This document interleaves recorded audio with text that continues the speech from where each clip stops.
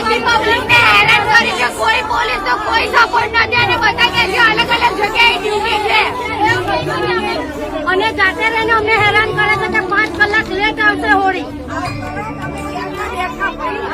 ભરૂચ નર્મદા પરિક્રમા દરમિયાન શ્રદ્ધાળુઓની સુરક્ષા અંગે ગંભીર પ્રશ્નો ઉભા થયા છે.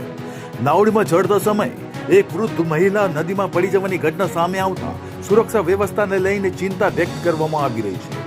નર્મદા પરિક્રમા દરમિયાન શ્રદ્ધાળુઓની સુરક્ષા જાણે રામ ભરોસે ચાલતી હોવાના આક્ષેપો વચ્ચે એક ચોંકાવનારી ઘટના સામે આવી છે, જેનો વિડીયો હાલ સોશિયલ મીડિયામાં વાયરલ થયો છે.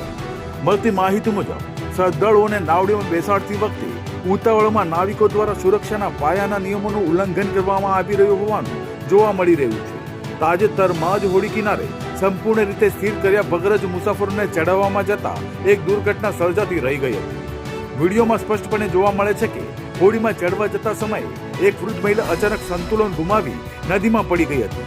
જો કે ત્યાં હાજર નાવિકો અને અન્ય લોકોએ તરત જ સતર્કતા દાખવી મહિલાને પાણીમાંથી બહાર કાઢી સલામત રીતે બોટમાં બેસાડી દીધી હતી, જેના કારણે મોટી દુર્ઘટના ટળી ગઈ હતી.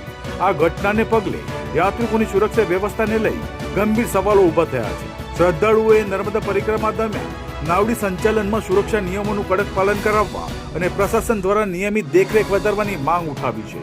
આ રીતે એક નાની બેદરકારી મોટી દુર્ઘટનામાં ફેરવાઈ શકે છે.